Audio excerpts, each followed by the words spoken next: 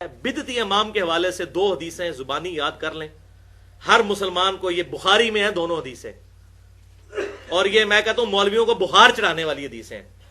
694 اور 695 number note کر لیں انٹرنیشنل نمبر کے مطابق. صحیح بخاری میں 694 نمبر حدیث ہے. امام کائنات صلی اللہ علیہ وسلم نے ارشاد فرمایا، اور الحمدللہ اس کے راوی بھی امام ابو ہریرہ ہے رضی اللہ تعالیٰ عنہ. امام ابو ہریرہ رضی اللہ تعالیٰ عنہ وہ کہتے ہیں کہ امام اگر ٹھیک نماز پڑھائے، آپ صلی اللہ علیہ وسلم نے فرمایا، تو تجھے نماز کا ثواب ملے گا، اور اگر امام نے غلط نماز پڑھائی تو اس کی غلطی کا وبال اسی پر ہوگا، تجھے ثواب پورا ملے گا.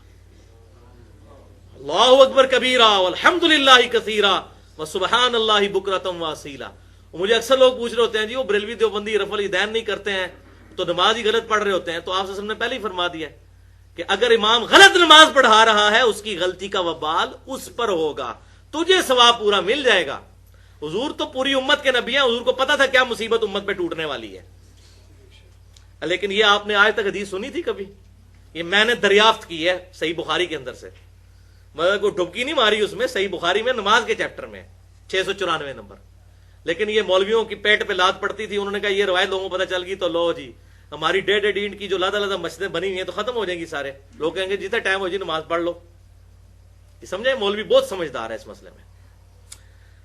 بہرحال اور 695 نمبر سیدنا و مولانا خلیفۃ المسلمین امیر المؤمنین مولا عثمان ابن عفان رضی اللہ تعالی عنہ، ان کا فتویٰ امام بخاری لے ہیں اس کے بعد. اور قربان جاؤں امام بخاری نے اس فتوے کے اوپر، اس حدیث کے اوپر عثمان ابن عفان کی صحیح بخاری میں باب باندھ دیا ہے بدعتی اور باغی کے پیچھے نماز پڑھنے کا حکم، کہ بدعتی کے پیچھے بھی نماز پڑھیں گے اور باغی کے پیچھے بھی پڑھیں گے. اور پہلے قول لے کر آئے اوپر کہ حسن بصری فرماتے ہیں تابعی 70 صحابہ کے شاگرد کہ بدعتی امام کے پیچھے نماز پڑھ لے اس کی بدعت کا وبال اسی پر ہوگا. اللہ اکبر کبیرہ.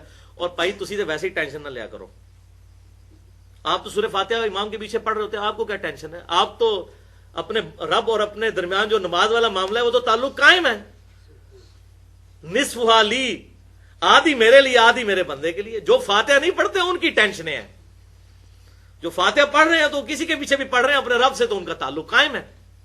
تو 695 نمبر صحیح بخاری میں حسن بصری کا قول لے کر آئے. اس کے بعد حدیث لے کر آئے کہ سیدنا عثمان غنی رضی اللہ تعالیٰ عنہ سے صحابہ نے آ کے پوچھا کہ اے امیر المومنین، ہمارے امام تو آپ ہیں اور فتنوں کا امام مسجدوں پر قابض ہے، مسجد نبوی پر قابض ہے، اور وہ ہماری امامت کرواتا ہے. فتنوں کا امام وہ باغی جو سیدنا عثمان کو شہید کرنے کے لیے وہاں پر آئے ہوئے تھے. اس وقت تو ارادہ نہیں تھا شہید کرنے کا، لیکن بعد میں وہ پھر انہوں نے مسلمان تھے. اور میں کہتا ہوں اس سے بڑی کیا بدعت ہوگی کہ خلیفۃ المسلمین کی شہادت پہ کوئی اتر آئے اور اس کو گھیر لے. لیکن سیدنا عثمان خلیفۃ المسلمین تھے، انہوں نے ان کے پروٹیسٹ کے اوپر ایک انگلی کے اشارے سے سارے قتل ہو سکتے تھے. 300-350 بندہ تھا، لیکن ان کا پروٹیسٹ کا حق ہے، کریں. اگر میری پالیسی سے اختلاف ہے، تلوار کے زور پہ نہیں روکا. تو صحابہ نے کہا کہ امیر المومنین امام تو آپ ہیں ہمارے، نماز ہمیں یہ فتنہ گر امام پڑھاتا ہے، کیا ہم اس کے پیچھے نماز پڑھ لیا کریں؟ تو سیدنا عثمان نے یہ نہیں کہا کہ 1.5 اینٹ کی مسجد لادہ کر لو. انہوں نے کہا کہ نماز ہی تو مسلمانوں کا ایک ایسا کام ہے جو اجتماعی نیکی کا کام ہے. نیکی کے کاموں میں ان کا ساتھ دو، کن کا؟ بدعتیوں اور باغیوں کا. اور اس سے بڑی بدعت کیا ہوگی کہ صحابہ کرام علیہم رضوان خلیفۃ المسلمین حضور صلی اللہ علیہ وسلم کے داماد کے خلاف کھڑے ہو جانا، سیدنا عثمان غنی رضی اللہ تعالیٰ عنہ کے خلاف. اس سے بڑی کیا بدعت ہوگی؟ ان کی نماز پڑھو ان کے پیچھے، اور برائی میں ان سے الگ رہو. برائی کا وبال وتعاونوا علی البر والتقوی ولا تعاونوا علی الاثم والعدوان. معاملہ بالکل قریب. اب یہ دیکھیں جو سنن ابی داؤد اور ترمذی اور ابن ماجہ میں حدیث ہے، علیکم بسنتی وسنت الخلفاء الراشدین المہدیین، تم پر میری سنت اور میرے خلفاء راشدین کی سنت لازم ہے. وہ حدیث پوری اسی طرح ہے کہ میرے بعد تم بہت اختلاف دیکھو گے تو میرے خلفاء راشدین کو لازم پکڑ لینا، میری سنت کو اور ان کی سنت کو. تو اس معاملے میں آپ صلی اللہ علیہ وسلم خود انڈورس کر کے گئے ہیں. اگر کوئی کہ جی حضرت عثمان کا فتویٰ میں نہیں مانتا، سارے صحابہ کا اجماع ہوا ہے اس فتوے پہ، وہ نماز پڑھتے تھے ان کے پیچھے. تو الحمدللہ، بلکہ سنن کبریٰ البیہقی میں موجود ہے عبداللہ بن عمر رضی اللہ تعالیٰ عنہ اتنے متقی صحابی جن کے بارے میں بخاری اور مسلم میں رجل صالح، وہ کہتے تھے جب تک خوارج کی مسجدوں سے حی علی الصلاح حی علی الفلاح کی آوازیں آئیں گی ہم ان کے پیچھے نمازیں بھی پڑھیں گے اور یہ ہمیں سلام کریں گے، ہم سلام کا جواب بھی دیں گے، لیکن جب یہ ہمیں کہیں گے کہ ہم مسلمان بھائیوں کو قتل کریں پھر ہم ان کا ساتھ نہیں دیں گے۔ تو عبداللہ بن عمر خوارج کے پیچھے بھی نماز پڑھ لیتے تھے اور خوارج صحابہ کو کافر کہتے تھے، مولا علی کو کافر کہتے تھے خوارج، نعوذ باللہ من ذالک، اور مولا علی نے ان کے جنازے بھی پڑھائے ہیں، ان کو مسلمان ٹریٹ کیا، کہا بھائی تھے میرے بگوڑے ہو گئے۔ یہ ہے فتنوں کا دروازہ اور فتویٰ کا اور کفریہ اور یہ اس طرح کی تکفیری سوچ کو ختم کرنا خلفائے راشدین کا، الحمدللہ۔ بہرحال اس حوالے سے میری گفتگو ہے مسئلہ نمبر 75B، بدعت سے متعلق 5 اشکالات کا تحقیقی جائزہ اور بدعتی امام کے پیچھے نماز کا مسئلہ، اس میں نے ڈیٹیل کے ساتھ یہ بات الحمدللہ بیان کی ہے۔ پڑھ لیجئے۔ اللہم صلی علی محمد وعلی آل محمد کما صلیت علی ابراہیم وعلی آل ابراہیم انک حمید مجید، اللہم بارک علی محمد وعلی آل محمد کما بارکت علی ابراہیم وعلی آل ابراہیم انک حمید مجید۔ بھائیو، بدعتی امام کے پیچھے نماز پڑھنے کے متعلق اپروپریٹ ایٹیچیوڈ کیا ہونا چاہیے، متوازن رویہ کیا ہونا چاہیے؟ اس ٹاپک کو اگر ہر اینگل سے ڈسکس کیا جائے تو گھنٹوں ریکوائرڈ ہے، گھنٹوں، لیکن انشاءاللہ میں اللہ کی مدد سے مختصر وقت کے اندر ایسی گفتگو اس ٹاپک پہ کروں گا جو ایک انٹلیکچوئل کو بھی سمجھ آ جائے اور ایک عام آدمی کو، ایک ڈاکٹر اور انجینئر کو بھی اور ایک موچی کو بھی اور ایک ریڈی بان کو بھی انشاءاللہ تعالی۔ اور اس ٹاپک پہ میں نے تمام مکاتب فکر، خواہ وہ اہل سنت سے تعلق رکھنے والے ہوں، بریلوی دیوبندی یا اہل حدیث یا اہل تشیع، میں نے ان کی کتابیں پڑھی ہیں اور بڑا افسوس ہوا کہ یہ تمام علماء اپنے علاوہ دوسرے مکتبہ فکر سے تعلق رکھنے والے اماموں کے بارے میں بڑے اعتماد کے ساتھ کہتے ہیں کہ ان کے پیچھے نماز نہیں ہوتی، اور سارے تھوک کے ساتھ فتوے لگا کے ایک دوسرے کو بدعتی کہتے ہیں۔ تو لہٰذا ان کتابوں کا کیا رزلٹ نکلے گا وہ آپ پھر خود سمجھ سکتے ہیں۔ جس کی کتاب تو وہ پھر یہی ہے کہ اگر میرے امی ابو قادیانی ہوتے تو میں قادیانی ہوتا، تو وہ تحقیق تو پھر کسی نے نہیں کرنی، حق بات کو تلاش کرنے کی، معاذ اللہ استغفر اللہ۔ تو حق بات کو تلاش کرنے کے لیے ہر بندے کی بات ہر مکتبہ فکر کی سننی چاہیے، اور میں نے یہی کیا کہ علماء سے بحثیں بھی کی، ان کی کتابیں بھی پڑھی، اور الحمدللہ یہ جو دلائل میں نے جب رکھے تو بڑے بڑے علماء، میں ان کا نام نہیں لیتا تاکہ یہ نہ ہو کہ کہیں فلاں عالم کی گستاخی کر دی، ان دلائل کے سامنے وہ لاجواب ہیں۔ ہٹ درمی کرے وہ علیحدہ بات ہے، لیکن اگر یہ ٹی وی پہ میری گفتگو ان علماء کے ساتھ چلا دی جائے پبلکلی لائیو، تو عوام کو پتہ چل جائے گا کہ ان مولویوں کے پاس کوئی چیز نہیں ہے دکھانے کو جو انہوں نے اپنے نقطہ نظر اڈاپٹ کیا ہوا ہے۔ تو پہلی کیٹاگوریکل میری سٹیٹمنٹ، حیران کن سٹیٹمنٹ، میں چیلنج کرتا ہوں اہل سنت کہلوانے والے تینوں گروہ، بریلوی، دیوبندی اور اہل حدیث کو اور اہل تشیع کو، کہ اپنے ذخیرہ احادیث میں سے ایک حدیث، 2 نہیں 10 نہیں، ایک حدیث ایسی دکھا دیں جو اصول محدثین پر صحیح ہو کہ نبی صلی اللہ علیہ وسلم نے اس مسئلے میں کوئی بات ارشاد فرمائی ہو کہ فلاں کے پیچھے نماز ہوتی ہے اور فلاں کے پیچھے نہیں ہوتی۔ چیلنج ہے، بلکہ نبی صلی اللہ علیہ وسلم کے ریفرنس سے تو میں اس سے بھی ایک سٹیپ آگے جاتا ہوں، ضعیف حدیث دکھا دیں۔ اللہ اکبر، کتنا بڑا چیلنج ہے! آپ صلی اللہ علیہ وسلم کے ریفرنس سے ضعیف روایت بھی کوئی، ایک حدیث کی غلط انٹرپریٹیشن کی، وہ ہے سنن ابی داؤد کی 481 نمبر حدیث انٹرنیشنل نمبرنگ کے مطابق، کہ ایک صحابی نے نبی صلی اللہ علیہ وسلم کے سامنے خانہ کعبہ شریف کی طرف منہ کر کے تھوک دیا۔ یہ حدیث بخاری اور مسلم میں بھی موجود ہے، اس میں یہ الفاظ ہے کہ آپ صلی اللہ علیہ وسلم نے اپنے مبارک ہاتھوں سے اس تھوک کو صاف کیا اور فرمایا کہ جب نماز کے لیے کھڑے ہوتے ہو تمہارا رب تمہارے سامنے ہوتا ہے، یوں نہ تھوکا کرو۔ اور ابو داؤد میں آگے الفاظ ہے کہ آپ صلی اللہ علیہ وسلم نے اس کو امامت سے اتروا دیا اور کہا کہ یہ تمہاری امامت کروانے لگے تو اس کو میری طرف سے کہہ دو کہ تم نے امامت نہیں کروانی۔ اور جب وہ امامت کے لیے اگلی نماز میں آیا تو صحابہ نے اس کو پیچھے کر دیا اور کہا کہ نبی صلی اللہ علیہ وسلم نے منع کیا ہے۔ اور راوی کہتے ہیں شاید آپ نے یہ بات بھی ارشاد فرمائی تھی کہ تم نے اللہ اور اس کے رسول کو تکلیف دی ہے۔ تو کہتے ہیں کہ دیکھیں، جس نے خانہ کعبے کی طرف تھوک دیا وہ امامت سے اتار دیا گیا، تو بدعتی بھی امامت سے اتارا جانا چاہیے۔ اب یہ دیکھیں کتنی دور کا اجتہاد کیا. ٹھیک ہے, for the sake of argument agree. خانہ کعبہ شریف کی طرف تھوکنا یہ اس کا گناہ تھا یا غلطی تھی, اس پر نبی صلی اللہ علیہ وسلم نے اس کو سزا دی کیونکہ وہ صحابی تھا, اس کی تربیت ہوئی تھی, عام آدمی نہیں تھا. لیکن اگر کوئی کہتا ہے یہ حکم عام ہے قیامت تک کے لیے, تو میں بھی اجتہاد کرتا ہوں اس پہ آگے کہ اس سے بڑا گناہ ہے ممبر رسول پر بیٹھ کر غلط لوگوں کو مسائل اور عقیدے بتانا. ایسے اماموں کو بھی ان کے گریبانوں سے پکڑ کر ممبروں سے نیچے اتارنا, یہ بھی امامت کے قائل نہیں ہے, قابل نہیں ہے. ممبر رسول پر کھڑے ہو کر مسلمانوں میں تفریق ڈالنا, فرقہ واریت کی دعوت دینا, یہ بدعت جاری کرنا, ان اماموں کو بھی اتارے نیچے. ممبر رسول پر صلی اللہ علیہ وسلم کھڑے ہو کر اہل حق کی غیبت کرنا اور بعض اوقات غصے میں آ کر گالی گلوچ تک کر دینا, اور حرام خوری تو الگ بات جو مولویوں سے ثابت ہو جاتی ہے. کس کس عیب کا ذکر کریں, سارے علماء کے اندر پائے جاتے ہیں الا ماشاء اللہ. تو اگر یہ فارمولہ لگا لیا جائے تو الا ماشاء اللہ شاید ہی کوئی بندہ بچے, ان میں سے کوئی امامت کے قابل نہیں ہے. پھر یہ خود ہی کہیں گے نہیں نہیں اس کا فہم وہی ہے جو آپ بیان کر رہے ہیں, اس میں کوئی ایسا مسئلہ نہیں ہے. یہ تھی وہ حدیث جس کو انہوں نے غلط انٹرپریٹیشن جس کی. ہاں, صحابہ اکرام علیہم رضوان کے حوالے سے خصوصاً سیدنا عثمان اور سیدنا علی کے دور کے اندر جو بڑے بڑے معاملات اہل بدعت کے سامنے آئے, اور اہل بدعت وہ تھے جو مسلمان تھے. سیدنا ابوبکر صدیق کے خلاف جو لوگ کھڑے ہوئے وہ تو ارتداد میں چلے گئے, لیکن سیدنا عثمان اور سیدنا علی کے دور میں جو لوگ کھڑے ہوئے مسلمان تھے اور بدعتی تھے, باغی تھے. ان کے بارے میں کیا ایٹیچیوڈ ہے؟ تو میرا چیلنج ہے اہل سنت اور اہل تشیع کو کہ اپنے اصول محدثین پر ایک صحیح روایت کسی صحابی سے دکھائیں کہ انہوں نے کہا کہ ان کے پیچھے نماز نہیں ہوتی. اس کے الٹ ملتا ہے, وہ میں بعد میں انشاءاللہ بتاتا ہوں. کبھی ایسا نہیں ہوا, چیلنج ہے. اسی لیے آپ حیران ہوں گے کہ بدعتی کے پیچھے نماز کے مسئلے میں جتنے علماء نے کتابیں لکھی ہیں وہ سارے علماء کے فتوے ہیں.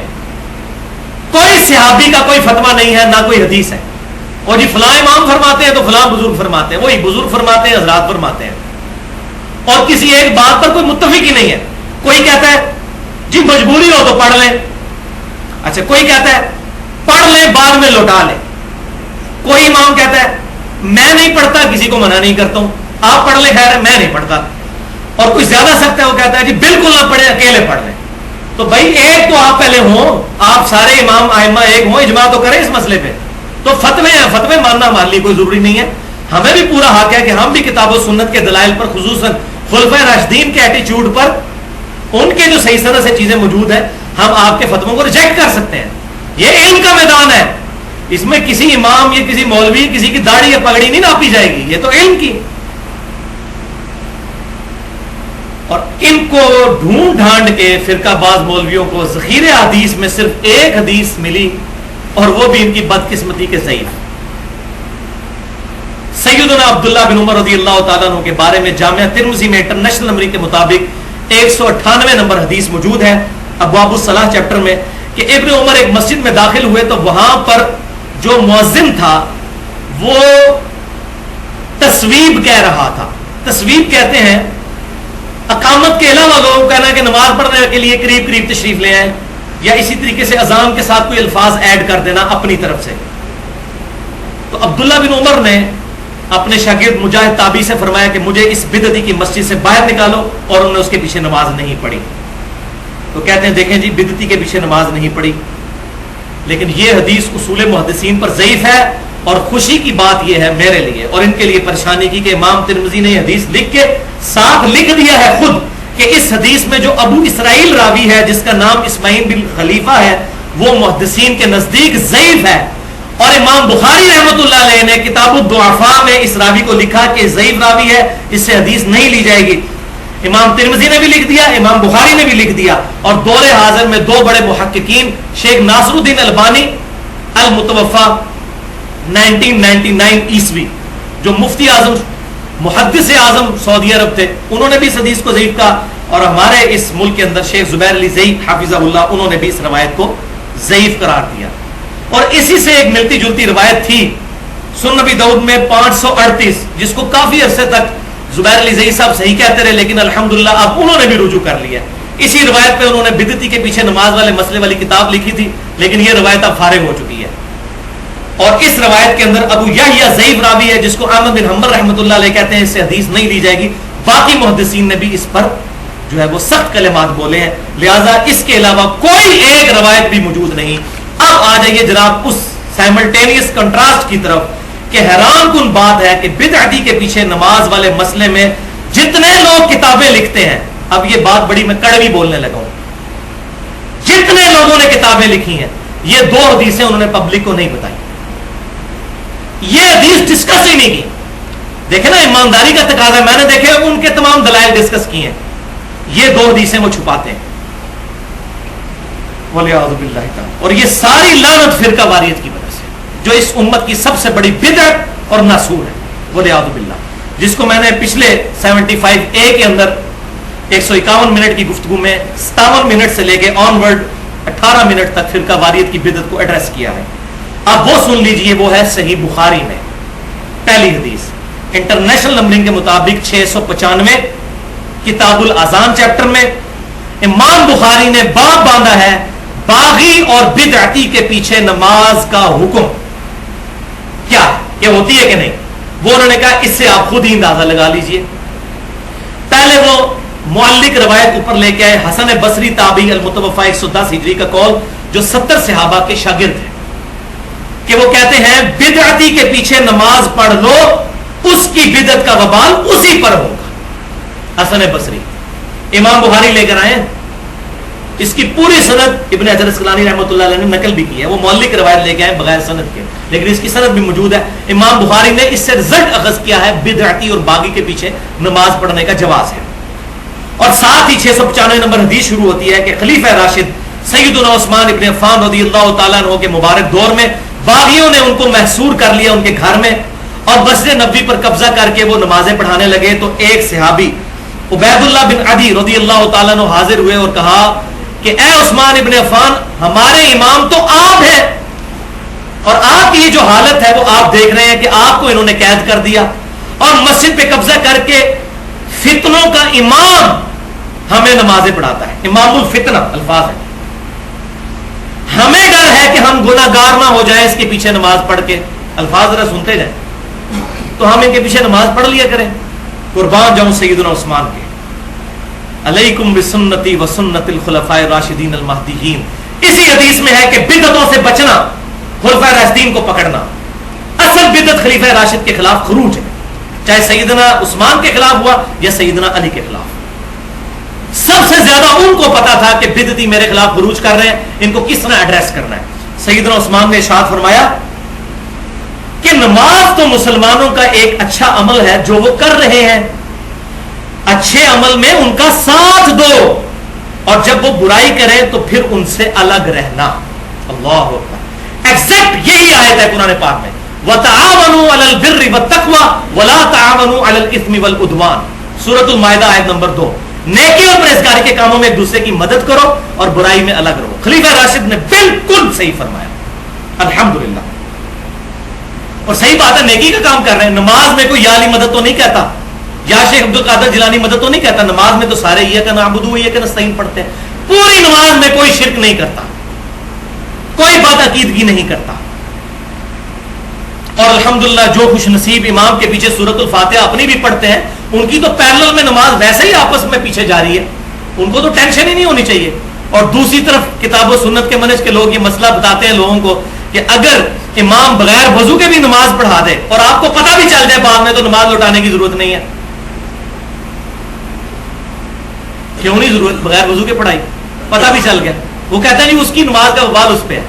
تو یہاں بھی سیدنا عثمان نے بدعت کے والے معاملے میں بھی کہا، اور امام بخاری نے اس پر منہج اپنا لکھ دیا کہ بدعتی اور باغی کے پیچھے نماز پڑھنے کا حکم.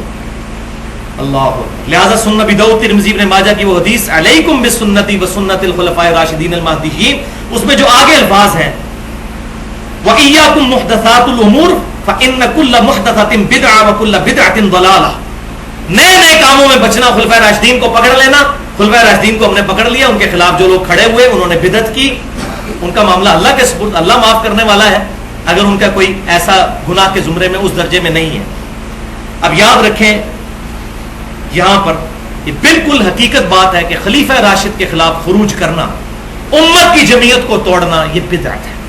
ہاں وہ باغی جو سیدنا عثمان کے خلاف کھڑے ہوئے یا سیدنا علی کے خلاف جو لوگ جمل میں، صفین میں یا نہروان میں کھڑے ہوئے، یہ سب کی سب چیزیں محدثات الامور تھے. میں نے پچھلی دفعہ ثابت بھی کیا اور میں نے کہا تھا ریسرچ پیپر الحمدللہ ہماری ویب سائٹ ahlsunnatpak.com پہ اب وہ ریسرچ پیپر عربی میں بھی اور اردو میں بھی اپلوڈ ہو چکا ہے تاکہ کسی کو شک نہ رہے. واقعہ کربلا کا پس منظر 50 صحیح الاسناد احادیث کی روشنی میں الحمدللہ اس میں یہ میں نے معاملہ کلیئر کر دیا ہے. باقی اس حدیث کی تشریح علیکم بسنتی و سنت الخلفاء راشدین المہدیین وہ میں 75A میں کر چکا ہوں. اور بھائیو اب اس سے بھی آگے ایک سٹیپ آ جائیے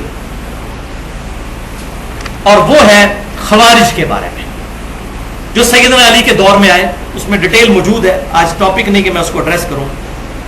خوارج صحابہ کو منہ پر کہتے تھے کافر، اور صحیح مسلم کی حدیث کے تحت جو کسی مسلمان کو کافر کہے تو کفر اس کی طرف لوٹتا ہے.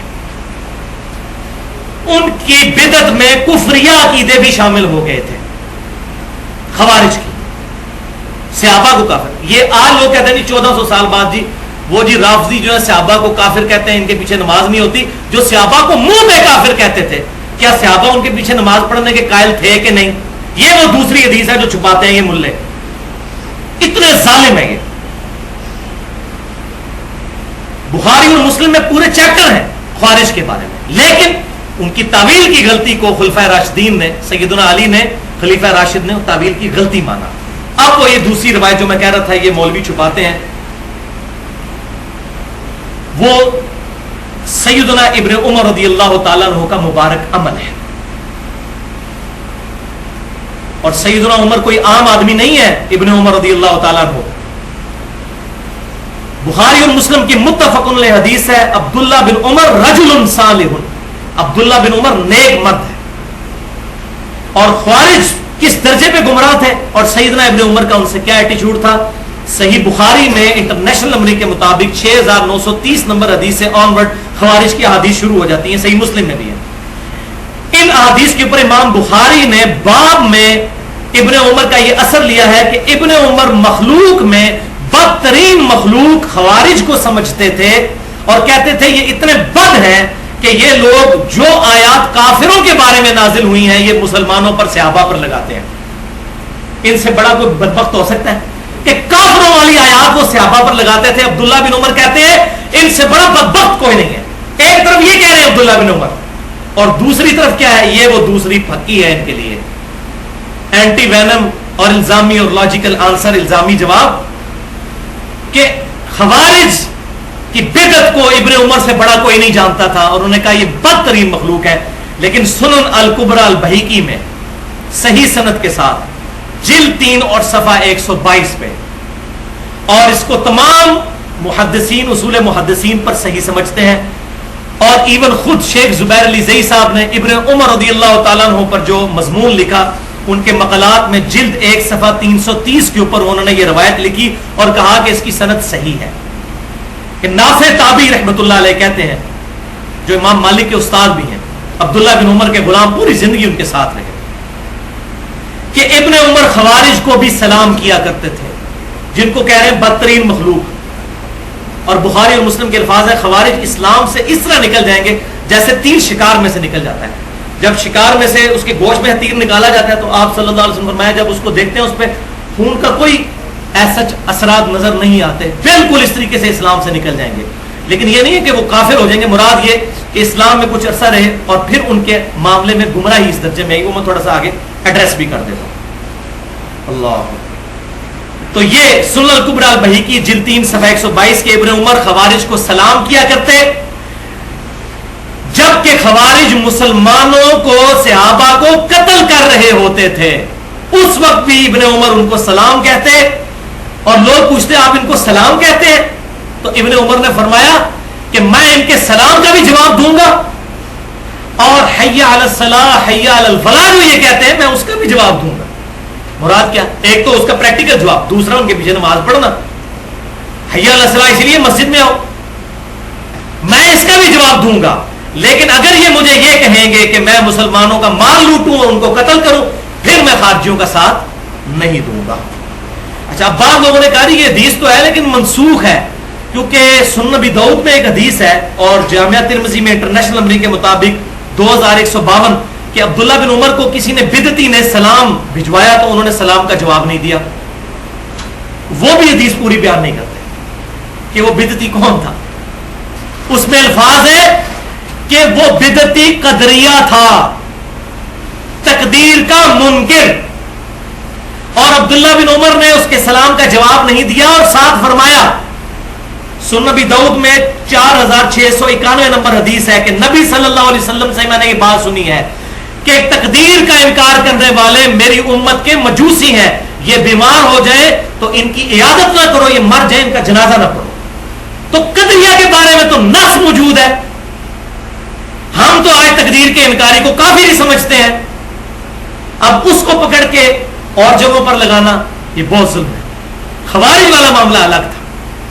اب یہ دیکھ لیں کیسی کیسی باریکیاں اس کے اندر موجود ہیں, کہاں کہاں سے امام. لہذا آج کے دور میں بھی اگر کسی کی بدعت کفر کے درجے میں ہے, جیسا قادیانی ہے, جزیات میں نہیں مارا, اصولیات میں ان سے اختلاف ہے ختم نبوت کے مسئلے میں, ان کے پیچھے نماز نہیں ہوگی, قتل نہیں ہوگی. ظاہر ہے وہ دار اسلام سے خارج ہو چکے ہیں اتنی بڑی غلطی کر کے. اگر تعویل کی غلطی ہوتی تو معاملہ اور ہوتا, لیکن یہ بہت بڑی انہوں نے غلطی کی, ان کا معاملہ جو ہے وہ. اب آخر میں خلیفہ راشد سیدنا علی کا ایٹیچیوڈ مزید وضاحت کو ایڈریس کرنے کے لیے. بخاری اور مسلم میں پورے پورے چیپٹرز ہیں خوارج کے بارے میں. ان احادیث کو میں بیان کروں تو بہت ٹائم چاہیے, لیکن 5-7 منٹ میں صرف اس کا خلاصہ بتا دیتا ہوں. بخاری اور مسلم میں خوارج پہ جو چیپٹر ہے, آپ صلی اللہ علیہ وسلم نے فرمایا کہ خوارج اس دنیا پہ بدترین مخلوق ہوں گے, نمبر 1. نمبر 2, وہ دین اسلام سے ایسے نکل جائیں گے جیسے تیر شکار سے آر پار نکل جاتا ہے. اسلام میں کافر نہیں ہو جائیں گے, اس بات کو سمجھیں.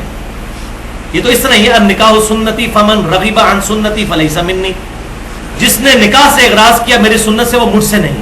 کافر نہیں ہوگا, لیکن اسلام کی مین سٹریم میں جو اس کا عقیدہ ہونا چاہیے اس سے وہ نکل جائیں گے. مین سٹریم میں اس وقت صحابہ تھے, وہ جو مین سٹریم والا اسلام تھا اس سے وہ الگ ہوئے تھے, کافر نہیں ہوئے تھے. تیسری بات, میں اگر خوارج کو اپنے دور میں پاؤں تو قوم سمود کی طرح ہلاک کروں. یہ سارے الفاظ بخاری اور مسلم میں ہیں. چوتھی بات, وہ اس وقت ظاہر ہوں گے جب امت میں 2 گروہ بن جائیں گے پھوٹ کی وجہ سے, یعنی سیدنا علی کا گروہ اور دوسرے لوگ جو قصاص عثمان کی وجہ سے سیدنا علی کے خلاف ہوئے اور ان کی غلطی ہیں وہ میں نے ثابت کی ہے. ایک ایک جنگ پہ حضور کی مہر ہے, صفین ہو, نہروان ہو یا جمل ہو, کہ سیدنا علی حق پر ہوں گے. اور لیکم بسنتی وسنت الخلفاء الراشدین کی حدیث سیدنا عثمان تک پہنچ کے پینچر نہیں ہوگی, سیدنا علی تک بھی جاتی ہے. ان کے خلاف بھی جو لوگ کھڑے ہوئے سیدنا علی خلیفہ راشد الحمدللہ. تو جب وہ 2 گروہ بن جائیں گے ان میں سے ایک گروہ الگ ہوگا, وہ خوارج کا. آپ صلی اللہ علیہ وسلم فرماتے ہیں, اور اس گروہ کے ساتھ وہ لوگ اس وقت قتال کریں گے, ان کو وہ لوگ قتل کریں گے خوارج کو جو حق کے قریب ہوں گے, اقرب الی الحق. اب بعض لوگ کہتے ہیں کہ اس حدیث سے یہ پتہ چلا کہ جو حضرت علی کے مخالف ہیں وہ بھی کچھ نہ کچھ حق پہ ہیں, قریب حضرت علی ہیں. تو اس کا بھی جواب ذرا سن لیں. قرآن سورہ آل عمران آیت نمبر 167, منافقین کو اللہ تعالیٰ نے ایڈریس کیا ہے نافقو کہہ کر, اور کہا کہ اے منافقو, احد والے دن تم لوگ اسلام سے زیادہ, ایمان سے زیادہ کفر کے قریب تھے. تو کیا مطلب ہے کہ منافق اسلام پر بھی تھے اور کفر پر بھی تھے. یہ عربی کا محاورہ ہے کہ کفر کے قریب یعنی کافر ہو چکے ہوئے تھے. لہذا یہ جو سیدنا علی کے بارے میں اقرب الی الحق, مراد یہ حق ان کے ساتھ, حق ان کے قریب, وہ حق کے قریب. اور 5ویں بات, ابو سعید خدری کہتے ہیں اللہ کی قسم ان لوگوں کے ساتھ قتال مولا علی نے کیا اور ہم نہروان کے مقام پر مولا علی کے ساتھ تھے. مولا کا مطلب دلی محبوب, جگری یار. من کنت مولا فہذا علی مولا, حدیث متواتر ہے, اس میں کئی دفعہ ایڈریس کر چکا ہوں. لہذا اہل سنت اور اہل تشیع کی تمام کتابیں اٹھا کر دیکھیں کہ سیدنا علی کا ایٹیچیوڈ ان خوارج کے ساتھ کیا رہا جن کے بارے میں اتنے سخت الفاظ تھے. بلکہ سنن نسائی الکبریٰ کے اندر جو خصائص علی والا چیپٹر ہے, جو الگ سے بھی کتاب ہے, 194 احادیث پہ امام نسائی رحمۃ اللہ علیہ کی انٹرنیشنل نمبر کے مطابق سنن نسائی الکبریٰ میں 8575 پورا مناظرہ ہے خوارج کے ساتھ سیدنا علی ابن عباس کا, پوری ڈیٹیل کے ساتھ. ابن عباس وہاں گئے تو خوارج کو پہلے جا کر کہا ہے السلام علیکم ورحمۃ اللہ، سلام کیا ہو. حالانکہ وہ کہتے تھے صحابہ کو کافر، مولا علی کو کافر کہتے تھے، لیکن انہوں نے ابن عباس نے ان کو کہا السلام علیکم ورحمۃ اللہ. یہاں کوئی سلام ہی نہیں کرتا، سلام کرے جواب ہی نہیں دیتا.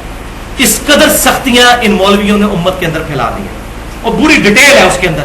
سیدنا علی نے پھر جب قتل ہوا، وہ قتل ہو گئے خوارج، سیدنا علی کو اللہ تعالیٰ نے فتح دی. سیدنا علی رضی اللہ تعالیٰ عنہ نے ان کے جنازے خود پڑھائے، اور ساتھیوں نے کہا یہ تو آپ کو کافر کہتے تھے. انہوں نے کہا میں ان کو کافر نہیں سمجھتا، ان کو تعویل کی غلطی لگی تھی، یہ ہمارے بھائی تھے، بگوڑے ہو گئے. اور جب جنازے ان کے پڑھائے تو کیا کافروں کے لیے دعا، قرآن میں تو منع ہے کافر کے لیے دعا کرنا. تو مسلمان سیدنا علی ان کو سمجھتے تھے، اللہم اغفر لحینا و میتنا، ان کے لیے دعا نہیں کی. تو مولا علی رضی اللہ تعالیٰ عنہ اس معاملے میں امت کے امام ہیں کہ اگر مسلمان امت میں سے کچھ لوگ اہل قبلہ اہل کلمہ باغی ہو جائے، ان کے ساتھ کس طریقے سے ایٹیچیوڈ کرنا ہے، اور اگر حکمران باغی ہو جائے اس کو کس طریقے سے ڈیٹیل کرنا ہے، ایڈریس. اس پہ مولا حسین رضی اللہ تعالیٰ عنہ امت کے امام ہے الحمدللہ. لہذا اب میرا موقف ان تمام دلائل کے بعد کیا ہے وہ میں آپ کو اب کھول کے بتا دیتا ہوں. یہ اب کڑوی باتیں ہیں، میرا ایکسپرٹ اوپینین اس معاملے میں. پوائنٹ نمبر 1 یہ ہے کہ بھائیو، بخاری اور مسلم کی متفق علیہ حدیث ہے. صحیح بخاری میں انٹرنیشنل نمبرنگ کے مطابق 6480 اور صحیح مسلم میں 6980، دونوں 80. یہ بڑی خطرناک روایت ہے. آپ صلی اللہ علیہ وسلم نے فرمایا اگلی امتوں میں ایک شخص تھا، جب اس کی موت کا وقت قریب آیا تو اس نے اپنے بیٹوں کو جمع کر کے کہا کہ میں نے اپنی زندگی میں بڑے گناہ کیے، جب میں مر جاؤں تو میری لاش کے ٹکڑے کر کے اس کو جلا دینا اور اس کی راکھ خشکیوں میں اور سمندروں میں بکھیر دینا.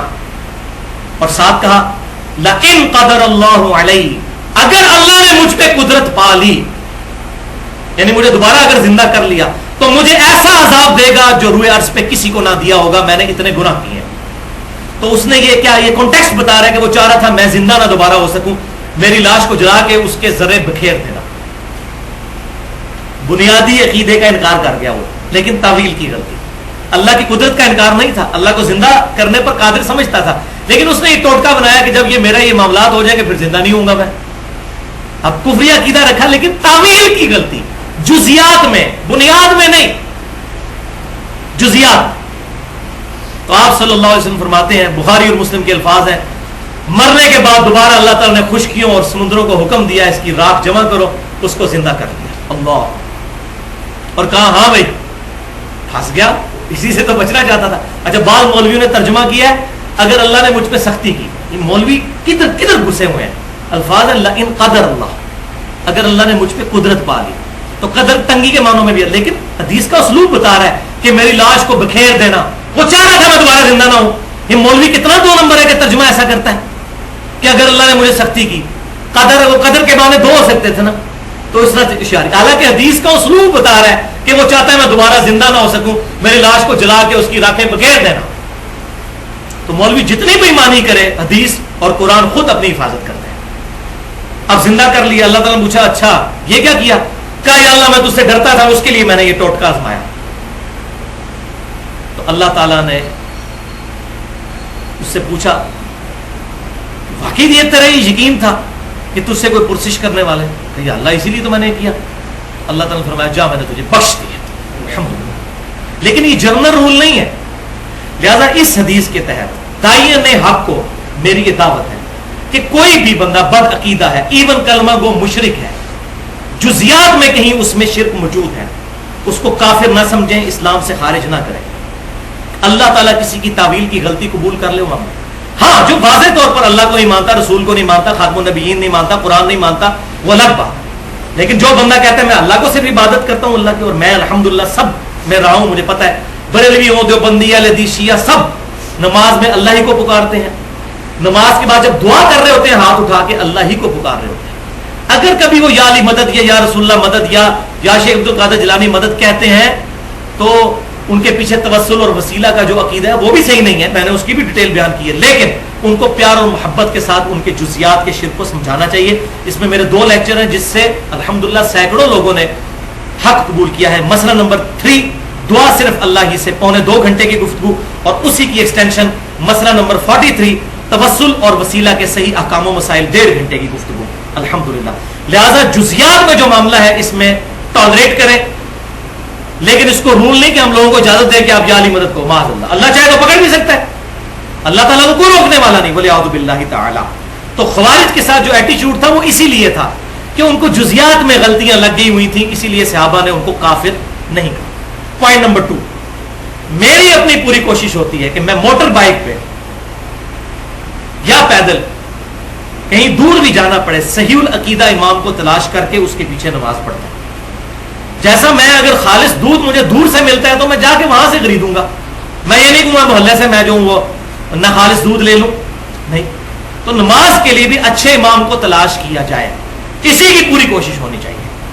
پوائنٹ نمبر 3, لیکن اگر اضطراری کیفیت ہو جائے تو لا یکلف اللہ نفسا الا وسعہا, اللہ تعالیٰ کسی جان کو اس سے بڑھ کر نہیں آزماتا جس کا وہ بوجھ نہیں اٹھا سکتی. کبھی سفر میں ہے یا کوئی ایسا معاملہ ہو گیا, قریب کوئی صحیح العقیدہ امام نہیں ہے, تو مسجد سے الگ نہ ہو.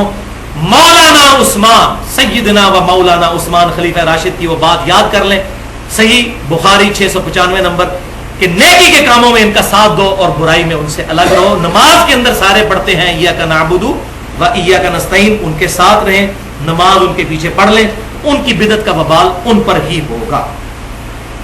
اور الحمدللہ سنت کے مطابق ان مسجدوں میں نماز پڑھیں تو یہ دعوت کا ذریعہ ہے.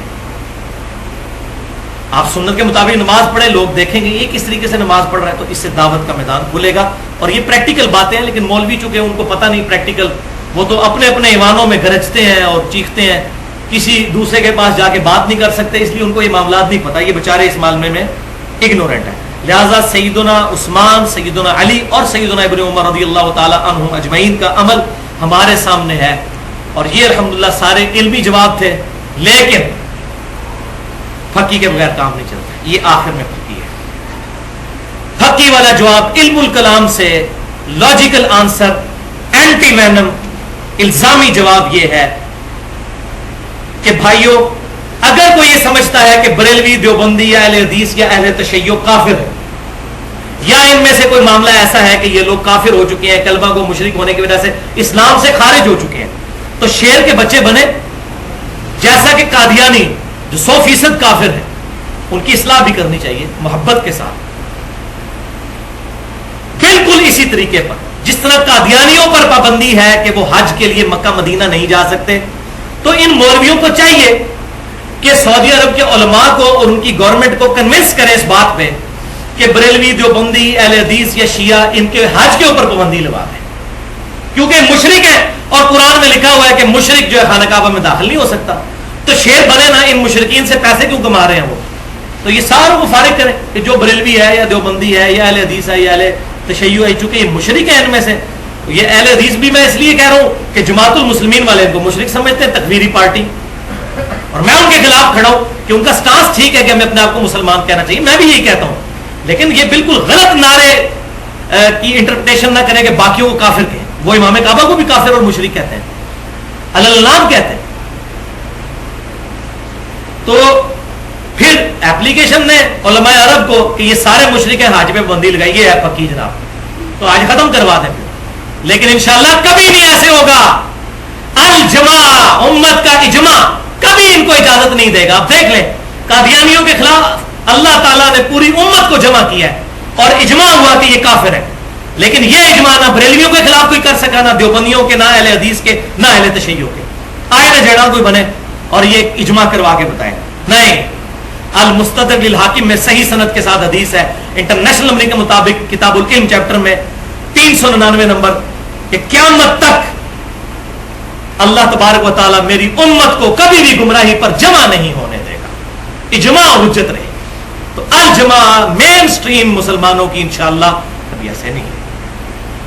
ہاں, اور یہاں یاد رکھیں وہ 72 فرقے بھی جو دوزخ میں جانے, اس میں یہ الفاظ نہیں ہمیشہ کے لیے, ہمیشہ کے الفاظ نہیں.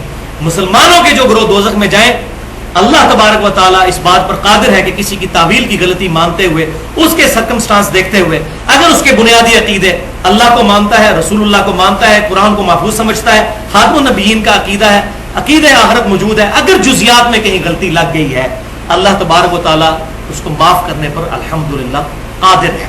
اور میں آپ کو یہ بات بتا دوں، بریلوی ہوں، دیوبندی ہے، اہل حدیث یا اہل تشیع، یہ آن ریکارڈ آن کیمرہ میری بات ہے، ان میں جتنی بھی غلطیاں موجود ہوں لیکن کسی میں ایسے درجے کی غلطی موجود نہیں جس کی وجہ سے ہم ان کو اسلام سے خارج کر دیں۔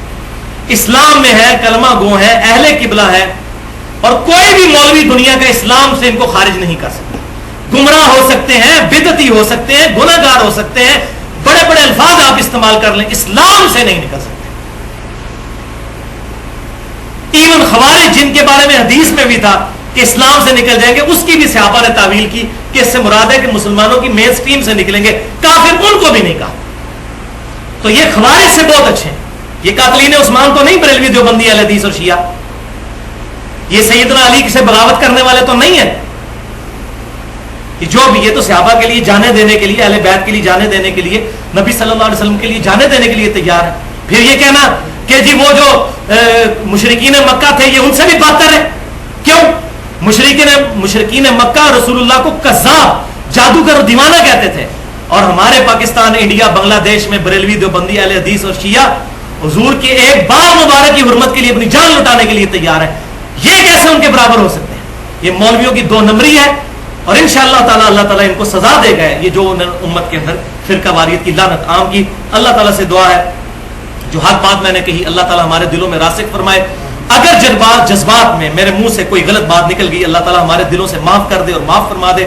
سبحانک اللہم و بحمدک، اشہد ان لا الہ الا انت، استغفرک و اتوب الیک، وما علینا الا البلاغ المبین۔ جزاکم اللہ خیر۔